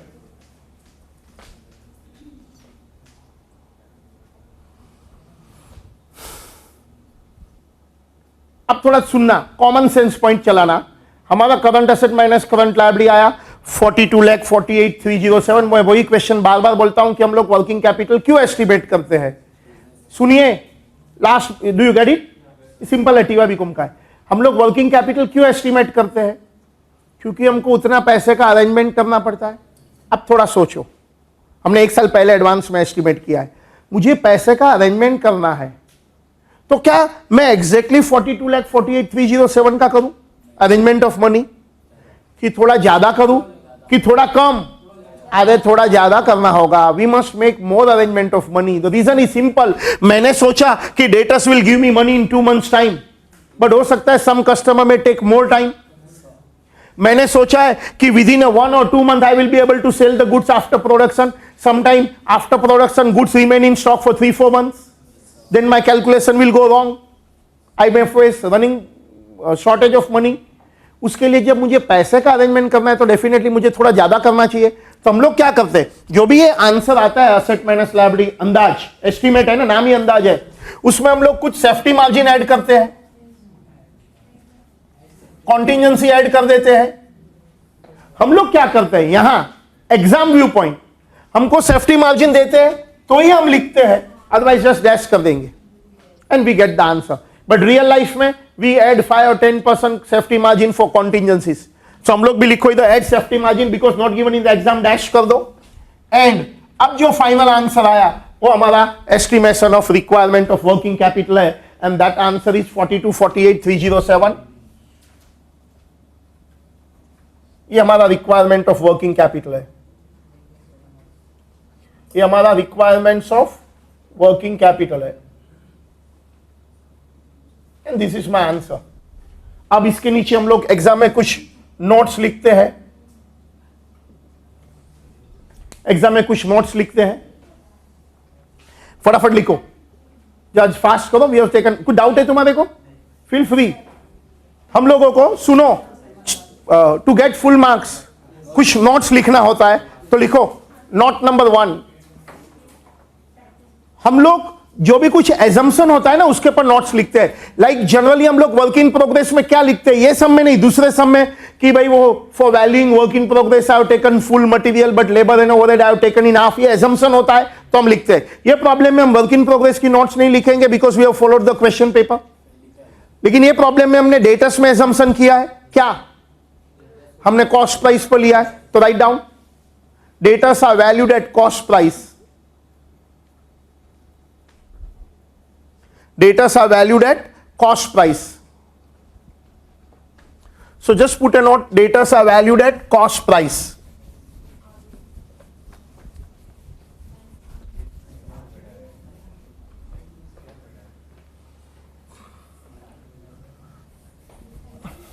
अभी सुनो, अभी मैं कुछ इंपॉर्टेंट बात बताने वाला हूं, मैं अभी बोर्ड पर लिख रहा हूं समथिंग इंपॉर्टेंट। इनफैक्ट पूरा चैप्टर में अभी जो मैं करने जा रहा हूं उतना ही नया पार्ट है।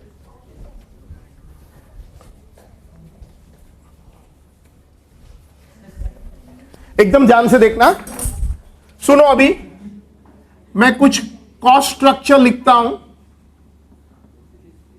पर यूनिट, एकदम ध्यान से देखना। रॉ मटेरियल से 5 rupees, labour 3 rupees, manufacturing overhead 1 rupee, 2 rupees ले लेते। ओके, इसको क्या बोले अपन, manufacturing cost, cash manufacturing cost, factory depreciation 2 rupee, ये मेरी टोटल मैन्युफैक्चरिंग कॉस्ट हो गई। ऑफिस ओवरहेड अपन क्या बोलते हैं उसको, administration overhead, selling and distribution overhead, ये मेरी टोटल कॉस्ट है। प्रॉफिट है, क्या हो गया, प्रॉफिट 2 रुपया लेते हैं, 17 रुपीज, ठीक है। अब ध्यान से देखना, नया वर्ड क्या है इसमें, क्या नया लगा अपने को, नया नया, एक तो डेप्रिशिएशन नया मिला और एक एडमिनिस्ट्रेशन नया मिला, ये नया है, सेलिंग नया है। सबसे पहला डेप्रिशिएशन के बारे में क्या कहना है? मैं जब कॉस्ट निकालेगा, सपोज मुझे एक के बाद एक लेना है, से रॉ मटेरियल, बताओ मैं ये प्रॉब्लम में क्या रेट पर वैल्यू करूं? सुनिए इधर, ये प्रॉब्लम में रॉ मटेरियल क्या रेट पर वैल्यू करेंगे? 5 रुपीज पर यूनिट। से फिनिश स्टॉक मैं क्या रेट पर वैल्यू करूं? तो आंसर सिंपल है, for balance sheet final account, for balance sheet final account में मुझे फिनिश स्टॉक वैल्यू करना है, तो बहुत सिंपल है, we have to consider all the expenditure incurred to put the goods in the present location, present condition. तो balance sheet के लिए, फाइनल अकाउंट के लिए पता है फिनिश स्टॉक क्या रेट पर होगा? 10 rupees per unit, sorry not 10, 12 rupees per unit होगा। फाइनल अकाउंट के लिए क्या होगा? 12, क्योंकि उसके लिए तो मुझे depreciation is also an expenditure. Final account के लिए मैं 12 पर लेगा, लेकिन for working capital, for arranging money, for working capital, for arranging money, अब बताओ मैं क्या लेना चाहिए? शुड आई टेक 12 कि आई शुड टेक 10? वाई? तो आंसर, डेप्रिशिएशन का खर्चा नहीं लगता है, depreciation is a non cash expenditure, I don't have to make arrangement of money. Depreciation is a bookkeeping entry, non-cash expenditure. For working capital, I don't have to make arrangement of money. तो हम लोग क्या rate पर करेंगे? 10 rupees. और हम लोग exam के अंदर एक नोट लिखेंगे कि depreciation is a non cash expenditure, we have ignored. By chance कोई स्टूडेंट लोग एग्जाम के अंदर लाइक ए फाइनल अकाउंट ये चैप्टर में भी 12 रुपीज पर लिख देते, तो फिर उनको नोट लिखना पड़ेगा कि we have taken depreciation as an element of cost for calculation of finish stock. But हम लोग study material practice manual follow करेंगे, तो हम लोग क्या लेंगे? 10 रुपीज। हम टीआरबी में पता है क्या लेते थे? 12 ले लेते थे।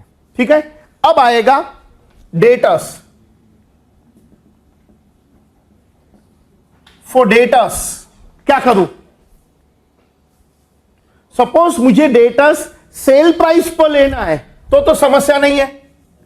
डेटा सेट सेल प्राइस लेना है तो प्रॉब्लम नहीं है, तो प्रॉब्लम नहीं है।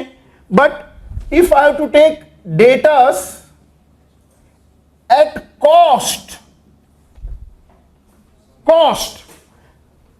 We call it cash cost, तो पता है क्या करना चाहिए हमको? क्या करना चाहिए? 15 रुपीज है मेरी, सुनिए, प्रॉफिट नहीं लेने का, सो 15 रुपीज। बट वो 15 में भी 2 रुपया तो डेप्रिशिएशन है, बात समझ में आया? सो डेटा सेट कॉस्ट 17 रुपीज जो है, उसमें 2 रुपया प्रॉफिट हटा दिया एंड 2 रुपीज डेप्रिशिएशन हटा दिया, तो कितना हो गया कैश कॉस्ट? 13। हमारे स्टडी मटेरियल में, प्रैक्टिस मैनुअल में 13 में लिया है। बात समझ में आया? Is the point very clear to you? चलो फटाफट लिख डालो। और ये बात हम टीवाईबी में इतनी अच्छी तरह से नहीं समझते हैं। टीवाईबी में we don't learn it in this particular way. In fact even अपने स्टडी मटेरियल प्रैक्टिस मैनुअल में ऐसा कैटेगरिकली कहां दिया ही नहीं है। कोई लोग ऐसा कैटेगरी क्लियरली नहीं समझाते हैं कि ऐसा करना होता है। फटाफट लिखो, पहला ये लिखो एग्जाम्पल।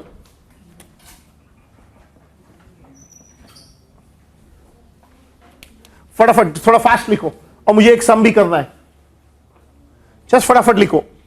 रॉ मटेरियल 5 पर unit, wages, manufacturing overhead, cash manufacturing cost, factory depreciation, total manufacturing cost, admin overhead, selling and distribution, total cost, profit and sale price.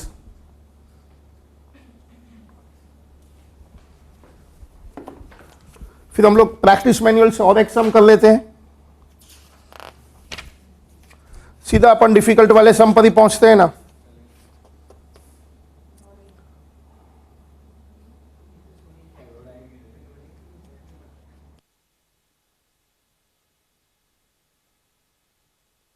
तो कल ये प्रैक्टिस मैनुअल लाना होगा, नहीं तो मेरा सब गड़बड़ हो जाएगा। स्टार्ट हो गया? चलो फास्ट करो। क्या क्वेश्चन नंबर बताया? प्रैक्टिस मैनुअल का क्वेश्चन 4 और उसका तुम्हारा क्वेश्चन नंबर 7। तुम्हारा क्वेश्चन नंबर 7 है, प्रैक्टिस मैनुअल का क्वेश्चन नंबर 4। एनीवे ये सब लिख दिया। प्रैक्टिस मैनुअल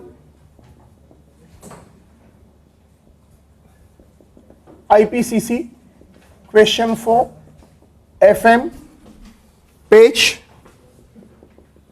7.9 स्टार्ट करें।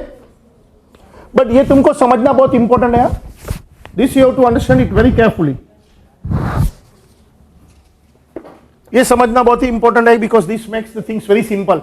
इसमें दो बातें हमने सीखी, एक डेप्रिसिएशन की और एडमिनिस्ट्रेशन सेलिंग ओवरहेड की। स्टार्ट करें कि नहीं? इसका नाम क्या है? हाँ सचिन, शरद पवार, मतलब शरद है कि पवार है? दोनों है। क्या पता भविष्य में तुम CM PM बन सकते हैं। क्वेश्चन 4 देखो,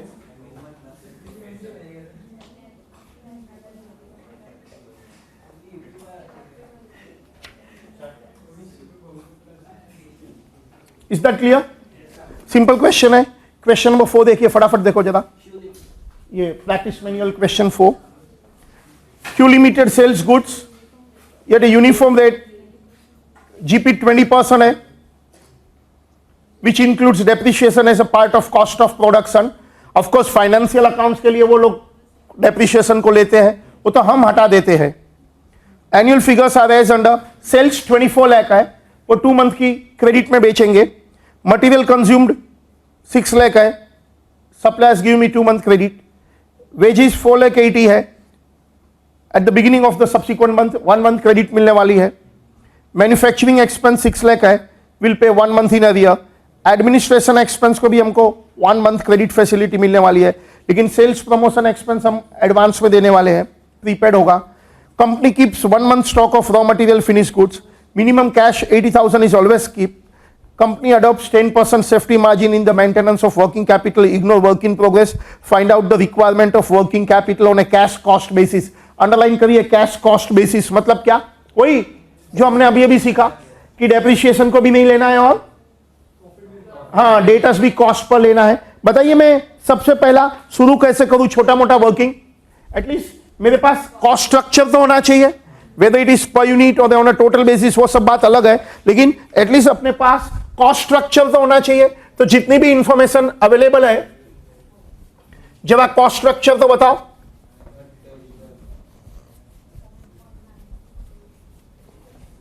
पता है ना अपना लेक्चर हो किधर रहा है? मुंबई। ऑलराइट, जरा मुझे फटाफट कॉस्ट स्ट्रक्चर दे दो। क्या इंफॉर्मेशन दिया है? जीपी रेशियो 24% है, बराबर है? जीपी रेशियो, सो हम लोग ऐसे ही करते हैं। सेल्स बताइए 24 लाख, सेल्स 24 लाख है, लेस जीपी तुम बोलते हैं 20%। मैं तो बोलता अपन ऐसे ही अरेंज करते हैं ना अच्छी तरह से।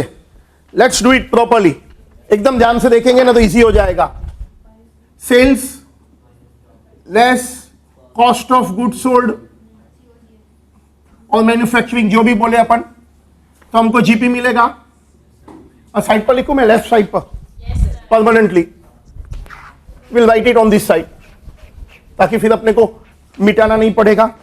एक जस्ट मुझे मदद करो। सेल्स 24 लाख है, लेस कॉस्ट ऑफ प्रोडक्शन,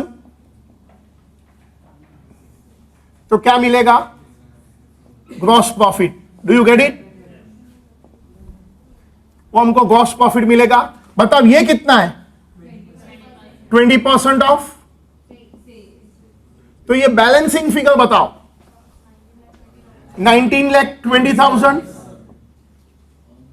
ये 19,20,000 होगा। अब इसका ब्रेकअप क्या क्या होगा? मटेरियल होगा, लेबर नहीं, मैन्युफैक्चरिंग ओवरहेड दिया है, हाँ तो वो भी आएगा। मटेरियल बताओ कितना है? मटेरियल 6 लाख, लेबर बताओ, लेबर 4,80,000, मैन्युफैक्चरिंग ओवरहेड तो ये हो गया 1680, ये मेरी कैश मैन्युफैक्चरिंग कॉस्ट हो गया। अब ये सर्कल क्यों किया? क्योंकि ये मेरा बैलेंसिंग फिगर है, डेप्रिशिएशन है। क्या बात सही है? बात तो सही है। सेल्स 24 लाख है, मेरा जीपी रेशियो 20% है, 1920 manufacturing cost, cost of production, material 6 lakh दिया है, लेबर 480 दिया है, मैन्युफैक्चरिंग ओवरहेड 6 लाख दिया है, टोटल 1680। यहां क्यों सर्कल किया है? क्योंकि डेप्रिशिएशन है, डेप्रिशिएशन का अमाउंट नहीं दिया है। अब राहुल बताओ, जीपी में से क्या माइनस कर सकता हूं मैं? Administration overhead, selling and distribution overhead, तो अपने को प्रॉफिट मिल सकता है। बराबर है? बताइए, सेलिंग एंड डिस्ट्रीब्यूशन ओवरहेड कितना दिया है? 150 एंड 75। तो फाइनल नेट प्रॉफिट कितना आया? फाइनल नेट प्रॉफिट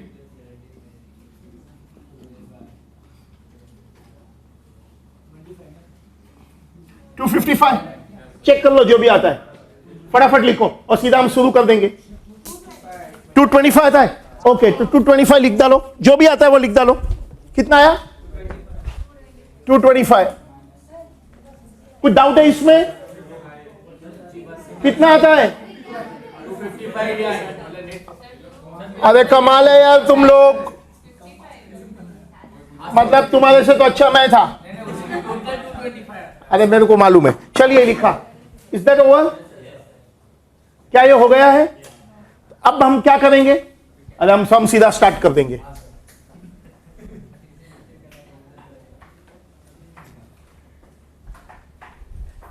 हम लोग सीधा सम स्टार्ट कर देंगे। क्या है? बोलिए। कंपनी का नाम वगैरह दिया है? हाँ दिया है ना, क्यू लिमिटेड।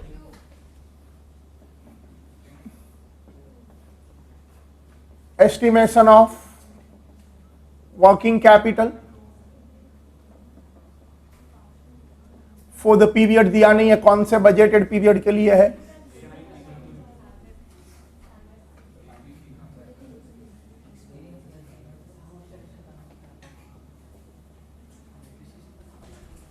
तुम लोग प्रैक्टिस मैनुअल लेके आओ, मुझे सीधा उसमें से एडवांस वाले सम करने हैं। ये सब तो बच्चे जैसे सिंपल सिंपल सम है।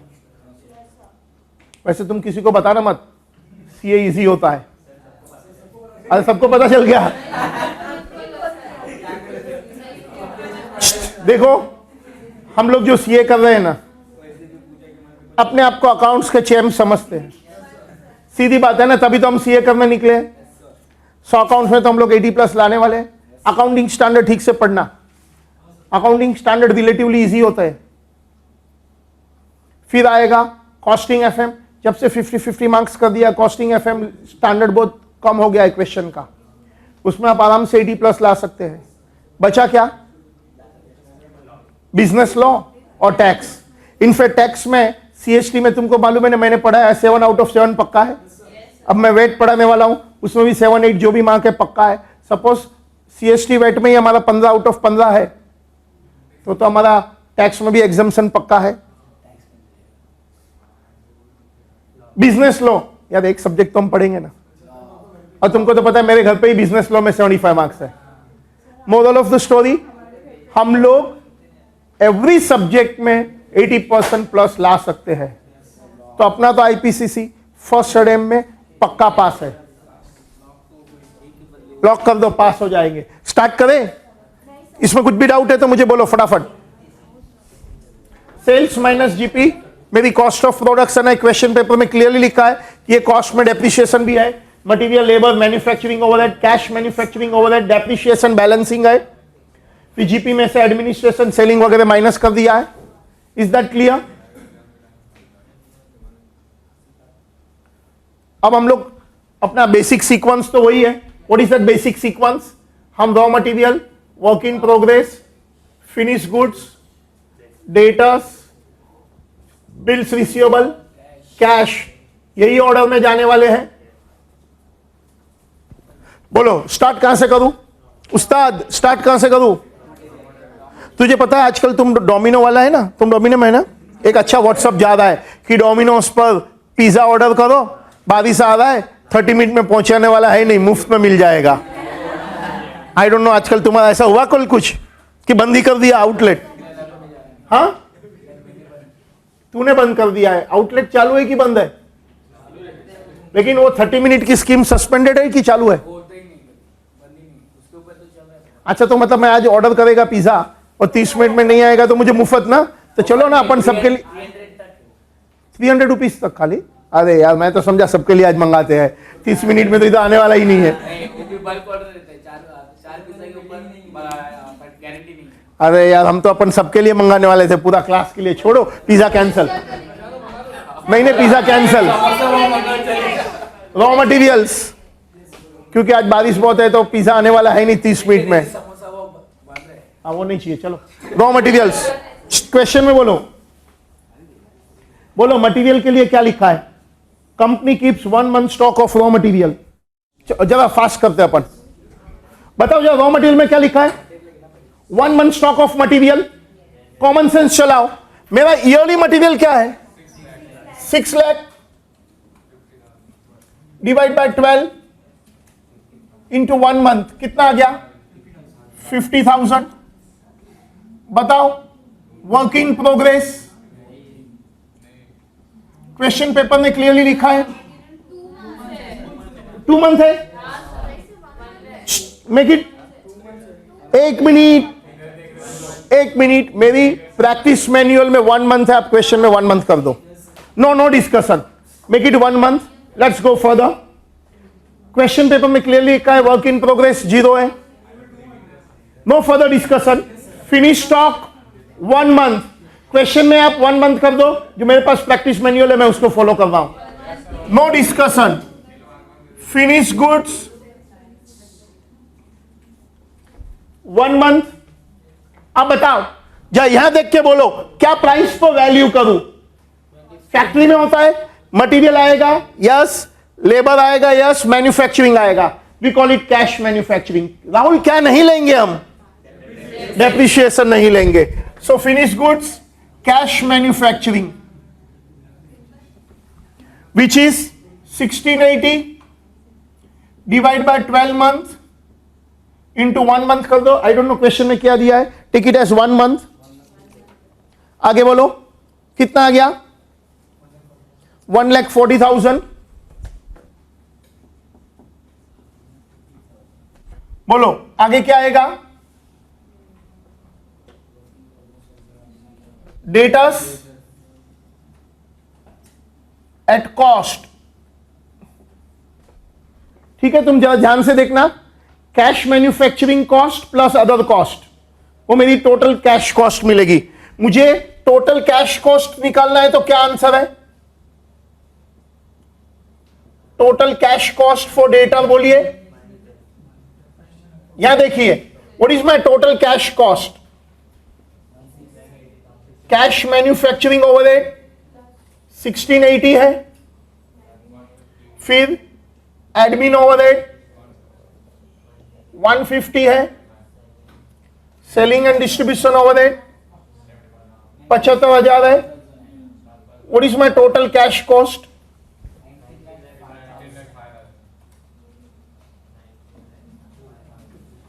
तो ये कितने पर लिखूं? आप चाहे तो इधर भी लिख सकते हैं, यही बात आप इधर लिखो। Cash manufacturing cost 1680, admin overhead 150, selling and distribution overhead 75, total 19,05,000। How many months? बोलो डेटर्स के बारे में क्या दिया है क्वेश्चन पेपर में?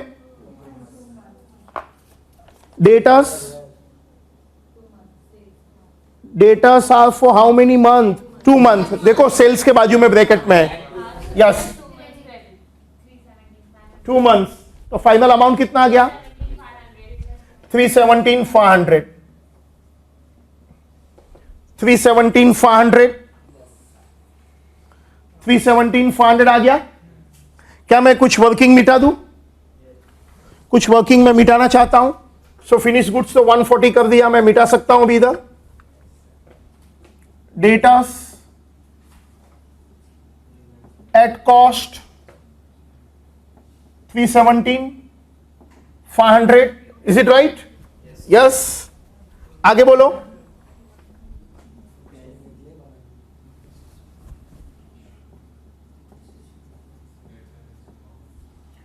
ऑलराइट, रॉ मटेरियल हो गया, वर्क इन प्रोग्रेस हो गया, फिनिश गुड्स हो गया, डेटस हो गया। बिया है कुछ नहीं है। कैश है कितना है? क्वेश्चन में दिया है 80। अच्छा, ऐसा कोई करंट असेट्स है जो ये साइकिल पर नहीं है? है। कौन सी है? प्रीपेड एक्सपेंसेस है। कौन सा प्रीपेड एक्सपेंस है? We have sales promotion expense. So we have prepaid sales promotion expense. बोलिए कितना है? ईयरली है 75 divide by 12 month into 3 month. बोलिए कितना हो गया? 18,500, 18,750। ठीक है, टोटल करिए। Tell me total CA. Total CA बताओ। 606 250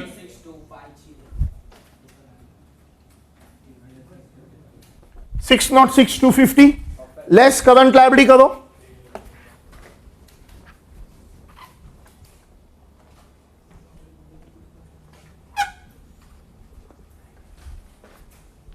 लेस करंट लायबिलिटी।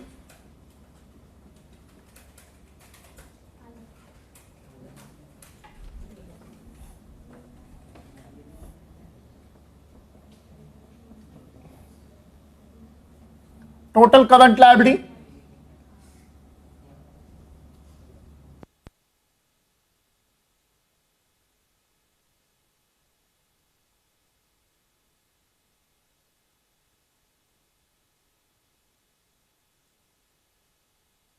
चालू हुआ तो बोलो। हाँ हो गया? Please give attention here. बताओ क्रेडिटर फॉर गुड्स कितना है? मैं यहां कंटिन्यू कर रहा हूं।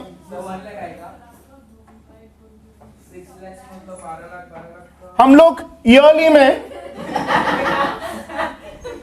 भी require 6 lakh. How many months? 2 months. Alright, और आगे क्या दिया है? आउटस्टैंडिंग वेजेस है कितना है? What the question says. अब वेजेस के बाजू में देखो, पेड मंथली इन एरियर मिला, monthly in arrear. So 4,80,000 divide by 12 month. और क्या है? Outstanding manufacturing overhead 6 lakh.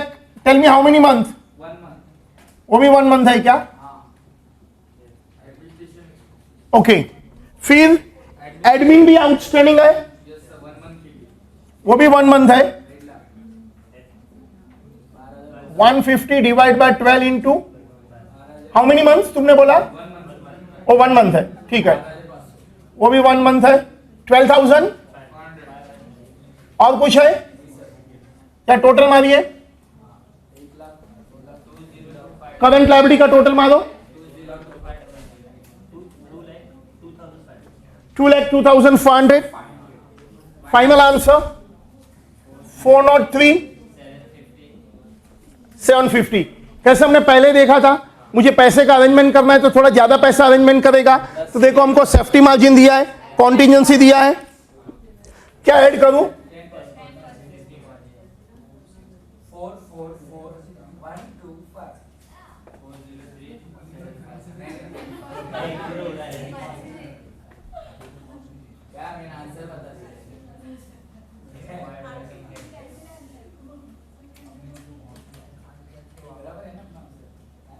That's requirements of working capital.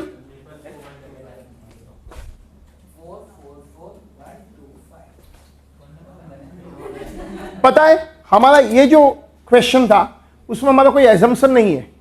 If you notice very carefully, WIP के लिए जनरली हम नोट्स लिखते हैं, full material is taken, half labour overhead, वो नहीं लिखेंगे बिकॉज पेपर में ही लिखा है। क्या पेपर में लिखा था? Ignore WIP। अच्छा, फिर डेटर्स के लिए हम नोट्स लिखते हैं कि debtors are valued at cost, alternatively we value at sale price, but यहाँ वो भी इंस्ट्रक्शन है कि we have to value the instruction cash cost working capital. So इसको क्या बोलते हैं हम लोग? Cash cost working capital. ये वाला हमारा क्वेश्चन खत्म हुआ है। जस्ट पोस्ट कर, ये वाला हमारा क्वेश्चन खत्म हुआ है। अभी we have some small time left.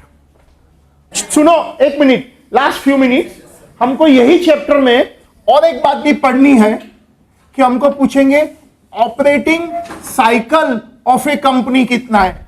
Meaning बहुत सिंपल है, तुमको तो पता है, raw material, work in progress, finish goods, debtors, bills receivable, cash. इसी को तो तुमको पता है ऑपरेटिंग साइकिल बोलते हैं। सपोज हमको क्वेश्चन में ऐसा बताते हैं कि हमको रॉ मटेरियल हमेशा 2 मंथ का रखना है, हमारा वर्क इन प्रोसेस 1 मंथ रहने वाला है, मुझे अपने गोडाउन में प्रोडक्शन के बाद 4 मंथ का स्टॉक हमेशा रखने वाला है, मैं कस्टमर को बेचता हूं, I will have to give him 3 month credit facility. तो by the time raw material work in progress finished, assuming no BR, वापस कैश आया, कितना मंथ लग जाएगा पता है? ये मुझे कैश देने वाले हैं, कितना मंथ हो गया? 10 मंथ हो गया। इसको I call it gross operating cycle. What do I call it? Gross operating cycle.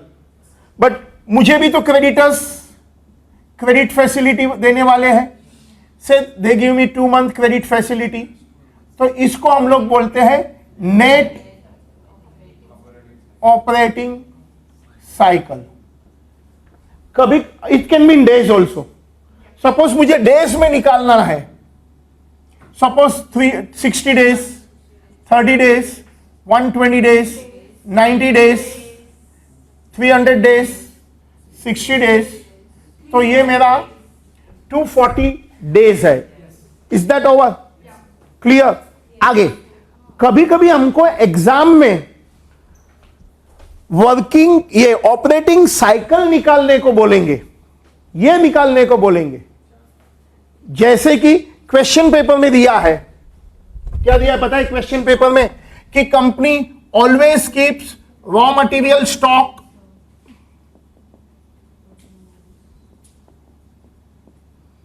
Raw material stock always is से 60,000। हम लोग हमेशा 60,000 का स्टॉक रखते हैं। And yearly consumed raw material 3 lakh. तो आप बता सकते हैं हाउ मेनी डेज और how many months material we always keep with us? How many months?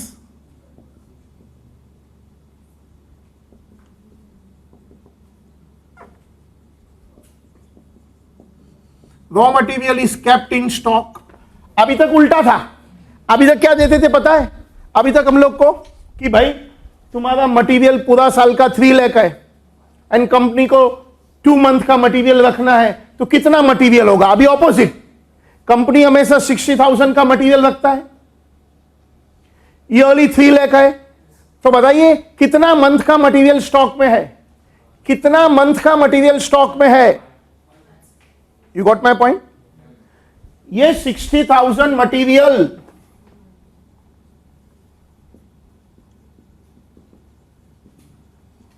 out of yearly 3 lakh, तो how many months material I have kept in stock और how many days material I have kept in stock? बात समझ में आया कुछ? मेरा question क्या है?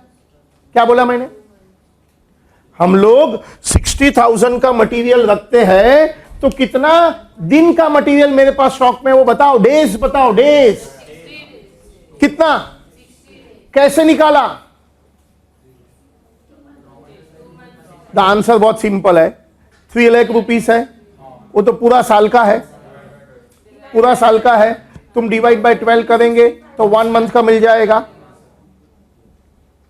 डिवाइड बाय 360 या 365 करेंगे तो अपने को सो मेनी डेज का मटेरियल मिलेगा। अभी हमको क्या क्वेश्चन पूछेंगे, raw material, how many months raw material in stock पूछ सकते हैं, या तो हमको पूछ सकते हैं how many days raw material in stock, कुछ भी हो सकता है। सो आंसर बहुत सिंपल है, 60,000 का मटेरियल है हमारे पास, ईयरली रिक्वायरमेंट 3 लाख है, ईयरली रिक्वायरमेंट कितनी है 3 लाख। सपोज मुझे डेज में चाहिए 360 डेज 365, तो अपने को 72 डे का रॉ मटेरियल हमारे पास में है। सपोज मुझे चेक करना है तो 3 लाख का मटेरियल है, ये तो ईयरली है, 72 डेज का है, तो क्या आंसर आ जाएगा 60,000। सो मतलब कि जब हमको ऑपरेटिंग साइकिल एस्टिमेट करना होगा, क्या एस्टिमेट करना होगा, ऑपरेटिंग साइकिल, वहां हमको मटेरियल का इन्वेस्टमेंट दे देंगे और मुझे डेज या तो मंथ निकालना होगा। अब हमने पहले 2 सम किए, उसमें क्या था, हमको मंथ दिए थे, हमको इन्वेस्टमेंट निकालना था। It can be other way question also कि हमको इन्वेस्टमेंट दे दिया है, हमको कितना दिन का मटेरियल है, तो हमको उससे क्या मिलने वाला है, ऑपरेटिंग साइकिल, कि हम मटेरियल 60 डे का गोडाउन में रखेंगे, WIP कितना रखेंगे, फिनिश स्टॉक कितना रखेंगे, डेटर्स कितना रखेंगे, मेरा इसको क्या बोलते हैं अपन, ग्रॉस ऑपरेटिंग साइकिल। उसमें से क्रेडिटर कितना दिन की क्रेडिट फैसिलिटी माइनस कर देंगे, हमको क्या मिलेगा, net operating cycle. So alright, bye bye. अब हम कब मिलेंगे, कल मिलने वाले हैं।